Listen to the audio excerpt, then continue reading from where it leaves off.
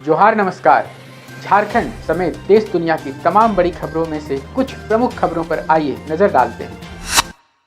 जोहार दर्शकों, स्वागत है आपका आज के ताज़ा समाचार बुलेटिन में। हम आपके लिए लेकर आए हैं झारखंड और देश दुनिया की 31 महत्वपूर्ण बड़ी खबरें। तो चलिए बिना देर किए शुरू करते हैं। सबसे पहले बात झारखंड की।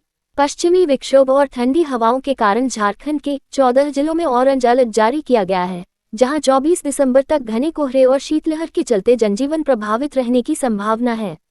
राजधानी रांची समेत कई शहरों में विजिबिलिटी कम होने और वायु गुणवत्ता AQI बिगड़ने के कारण मौसम विभाग ने वाहन चालकों और आम लोगों को विशेष सावधानी बरतने की सलाह दी है। झारखंड में तापमान 4 से 5 डिग्री तक गिरने और भीषण शीतलहर के कारण स्कूली बच्चों के स्वास्थ्य पर बुरा असर पड़ रहा है, जिसके चलते अभिभावकों ने सरकार से स्कूल बंद करने की मांग की है। विभिन्न राज्यों में स्कूलों की छुट्टी और समय परिवर्तन के बीच झारखंड के शिक्षा विभाग से भी शीतकालीन अवकाश तय समय से पहले घोषित करने की अपील की जा रही है। झारखंड सरकार की पहल पर केंद्र ने रांची मेट्रो प्रोजेक्ट के लिए सैद्धांतिक सहमति दे दी है, जिसके तहत अगले 50 वर्षों की जरूरतों को देखते हुए कॉम्प्रिहेंसिव मोबिलिटी प्लान CMP और DPR तैयार की जाएगी। यह मेट्रो परियोजना रिंग रोड, स्मार्ट सिटी और औद्योगिक क्षेत्रों को जोड़ते हुए शहर को जाम मुक्त, प्रदूषण मुक्त और सुरक्षित परिवहन का विकल्प प्रदान करेगी, जिससे रांची की अर्थव्यवस्था को नई गति मिलेगी। झारखंड के सारंडा और चुटुपालू क्षेत्रों में हाथियों के उत्पात से 2 लोगों की जान चली गई है, जिसके चलते वन विभाग ने सुरक्षा के दृष्टिकोण से रामगढ़ रांची 4 लेन पर आधे घंटे तक यातायात बाधित रखा।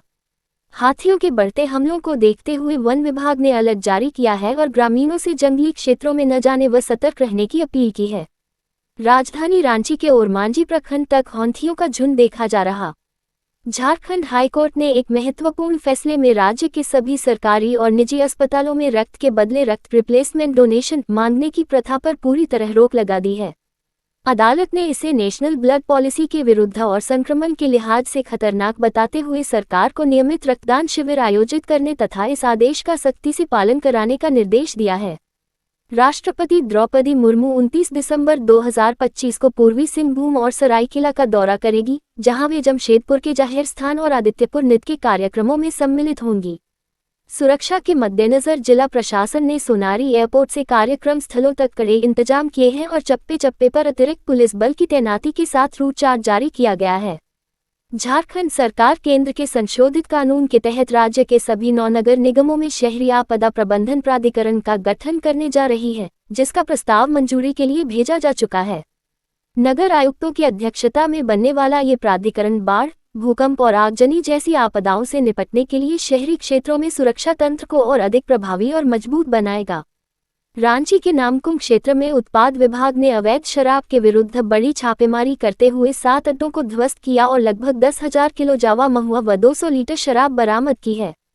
मौके से फरार हुए आरोपियों की पहचान कर उनकी गिरफ्तारी के प्रयास किए जा रहे हैं और विभाग ने भविष्य में भी ऐसी सख्त कार्रवाई जारी रखने की चेतावनी दी है।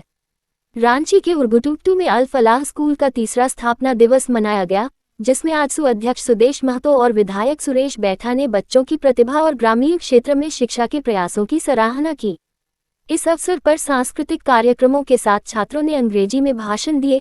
वहीं स्कूल प्रबंधन ने ग्रामीण क्षेत्र के बच्चों को उच्च पदों तक पहुंचाने के अपने लक्ष्य को साझा किया। भाजपा ने हेमंत सरकार पर जल जीवन मिशन में फर्जी बैंक गारंटी और कागजी कार्यों के जरिए करोड़ों रुपए के भ्रष्टाचार का आरोप लगाते हुए उच्च स्तरीय जांच और विशेष ऑडिट की मांग की है। भाजपा प्रवक्ता के अनुसार केंद्र द्वारा पर्याप्त धन उपलब्ध कराने के बावजूद झारखंड में योजना का लक्ष्य अधूरा है और गिरिडीह जैसे जिलों में निर्माण कंपनियों ने मिलीभगत से बिना काम किए करोड़ों का भुगतान हासिल किया है। जेल में बंद गैंगस्टर आकाश रॉय उर्फ मोनू ने सोशल मीडिया पोस्ट के जरिए राहुल सिंह और आजाद सरकार को अमन साहू गैंग से निष्कासित करने की घोषणा की है।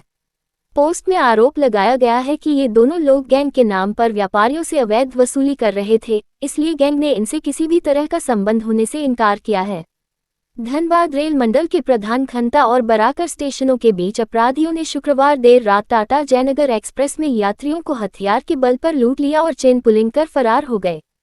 घटना के बाद आरपीएफ और जीआरपी ने त्वरित कार्रवाई करते हुए 3 संदिग्धों को हिरासत में लिया है और लूटे गए बस समेत कुछ सामान बरामद कर पूछताछ शुरू कर दी है। रामगढ़ की उरीमारी कोलियरी में देर रात ओबी ओवन बदन गिरने से 2 मजदूरों की दबकर मौत हो गई, जिसके बाद सुरक्षा और प्रबंधन पर गंभीर सवाल उठ रहे हैं। हादसे से आक्रोशित स्थानीय लोगों और यूनियन नेताओं ने मुआवजे व नौकरी की मांग को लेकर आउटसोर्सिंग का काम पूरी तरह ठप कर दिया है। हजारीबाग के केरेडारी सामुदायिक स्वास्थ्य केंद्र में बिजली कटने के बाद मोबाइल टॉर्च की रोशनी में महिला का ऑपरेशन किए जाने का वीडियो वायरल हुआ है, जिसने अस्पताल की जर्जर बुनियादी सुविधाओं की पोल खोल दी है। इस घटना पर स्थानीय लोगों और विपक्षी नेताओं ने कड़ी नाराजगी जताते हुए स्वास्थ्य व्यवस्था पर सवाल उठाए हैं, जबकि अस्पताल प्रबंधन ने वीडियो को पुराना बताकर आरोपों को खारिज करने का प्रयास किया है। बोकारो पुलिस ने खुद को बैंक मैनेजर बताकर महिलाओं से ठगी करने वाले शातिर अपराधी संकल्प कुमार और चोरी के जेवर खरीदने वाले सुनार को गिरफ्तार कर उनके पास से नकदी व सोना बरामद किया है। आरोपी संकल्प महिलाओं को प्रेम जाल और फर्जी ओहदों के झांसे में फंसाकर लूटता था, जिसके विरुद्ध पटना में भी पहले से आपराधिक मामले दर्ज हैं। पलामू के अलीनगर गांव में मामूली विवाद के बाद दबंगों ने एक पुलिस जवान के घर में घुसकर टांगी और लाठी डंडों से जानलेवा हमला किया, जिसमें जवान की पत्नी और पिता समेत 2 बेटियां गंभीर रूप से घायल हो गई हैं। पीड़ित परिवार ने हुसैनाबाद थाने में लिखित शिकायत दर्ज कराई है, जिसके आधार पर पुलिस मामले की जांच और आरोपियों की गिरफ्तारी के लिए प्रयासरत है। रांची पुलिस ने ऑपरेशन मुस्कान के तहत तकनीकी विश्लेषण की मदद से जगन्नाथपुर थाना क्षेत्र से गुम हुए करीब 50 मोबाइल फोन बरामद करने में बड़ी सफलता हासिल की है।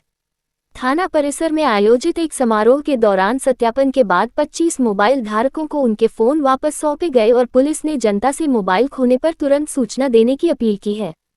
जमशेदपुर पुलिस ने ऑपरेशन प्रहार के तहत सीतारामडेरा थाना क्षेत्र में छापेमारी कर 2 तस्करों को 58 पुड़िया ब्राउन शुगर के साथ रंगे हाथों गिरफ्तार किया है।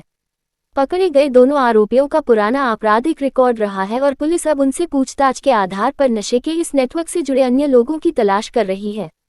अब देखिए राष्ट्रीय सुर्खियां। मुंबई में डीजे डेविड गुएटा के कॉन्सर्ट में जाते समय नूरा फतेही की कार को एक नशेड़ी ड्राइवर ने टक्कर मार दी। हालांकि इस हादसे में अभिनेत्री पूरी तरह सुरक्षित हैं।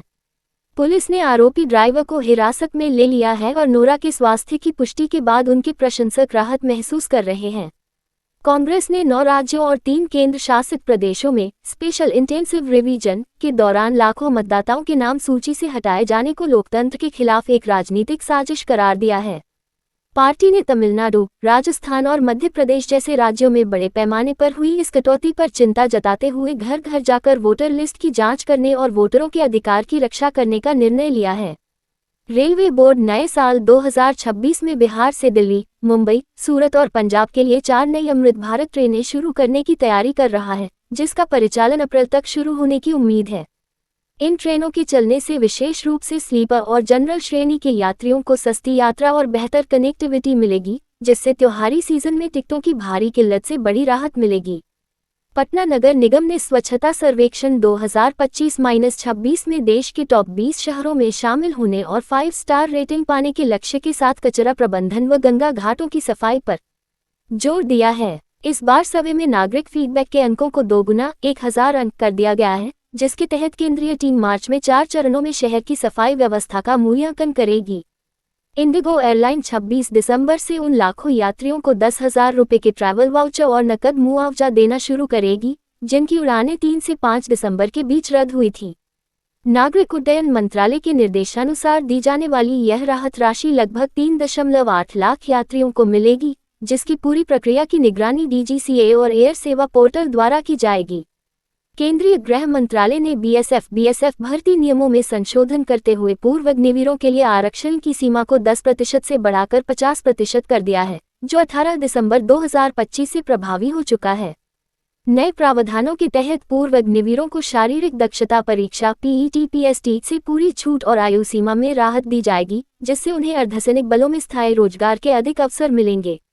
बिहार सरकार की मुख्यमंत्री महिला रोजगार योजना के तहत महिलाओं को आत्मनिर्भर बनाने के लिए 10,000 रुपये की शुरुआती सहायता दी जा रही है, जिसे सफल व्यवसाय के बाद किस्तों में 2 लाख रुपये तक बढ़ाया जा सकता है।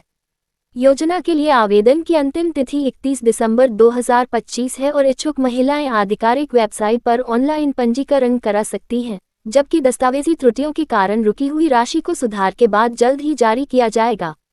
भारतीय रेलवे ने 26 दिसंबर 2025 से लंबी दूरी की ट्रेनों के किराए में मामूली बढ़ोतरी का फैसला किया है, जिसमें 215 किलोमीटर तक की छोटी यात्राओं को इस वृद्धि से पूरी तरह बाहर रखा गया है।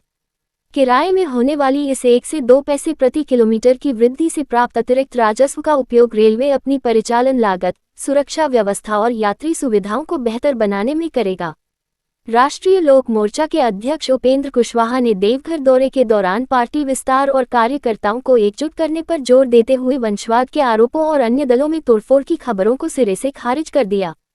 उन्होंने बिहार के हिजाब विवाद को विपक्ष का अनावश्यक मुद्दा बताया और आगामी चुनावों में झारखंड के भीतर एनडीए की पूर्ण बहुमत वाली सरकार बनने का दावा किया। गुजरात पुलिस रिक्रूटमेंट बोर्ड ने पीएसआई और कांस्टेबल के 13,591 पदों पर भर्ती के लिए आवेदन प्रक्रिया शुरू की है, जिसके लिए इच्छुक उम्मीदवार 23 दिसंबर 2025 तक ऑनलाइन आवेदन कर सकते हैं। इन पदों के लिए शैक्षणिक योग्यता स्नातक व 12वीं पास निर्धारित की गई है और चयन प्रक्रिया में शारीरिक दक्षता परीक्षा के साथ लिखित परीक्षा व दस्तावेज सत्यापन शामिल होगा। तोशाखाना 2 केस में 17 साल की सजा के बाद इमरान खान ने जेल से शहादत और सड़क आंदोलन का संदेश भेजकर पाकिस्तान की राजनीति में हलचल मचा दी है। इमरान खान की पत्नी के साथ बदसलूकी के आरोपों और समर्थकों से आर पार की लड़ाई के आह्वान ने देश में गृहयुद्ध जैसी स्थिति उत्पन्न होने की आशंका बढ़ा दी है। पटना जिला प्रशासन ने गांधी मैदान के संरक्षण और भीड़ कम करने के लिए वहां संचालित होने वाले सैन्य व पुलिस भर्ती के निजी शारीरिक प्रशिक्षण कैंपों पर प्रतिबंध लगा दिया है। प्रमंडलीय आयुक्त के निर्देशानुसार अब इन कोचिंग संस्थानों को दीघा और कलेक्ट्रेट घाट पर स्थानांतरित किया गया है। हालांकि आम जनता के लिए मॉर्निंग वॉक और व्यक्तिगत अभ्यास पर कोई रोक नहीं होगी।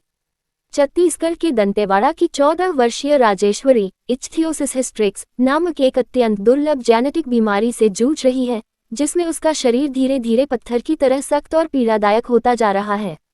सोशल मीडिया पर बच्ची का दर्दनाक वीडियो वायरल होने के बाद आर्थिक रूप से असमर्थ परिजनों ने मुख्यमंत्री विष्णुदेव साय से इस लाइलाज बीमारी के बेहतर उपचार के लिए तत्काल सहायता की गुहार लगाई है।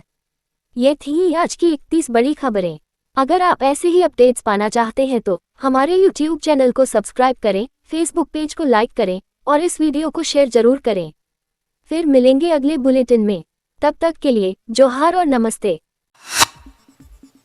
तो कैसी लगी हमारी ये खबर हमें बताइएगा ज़रूर। कैमरा के पीछे से मेरा सहयोग कर रहे अजय महतो, आनंद चौहान के साथ मैं विजयदत्त पिंटू रांची।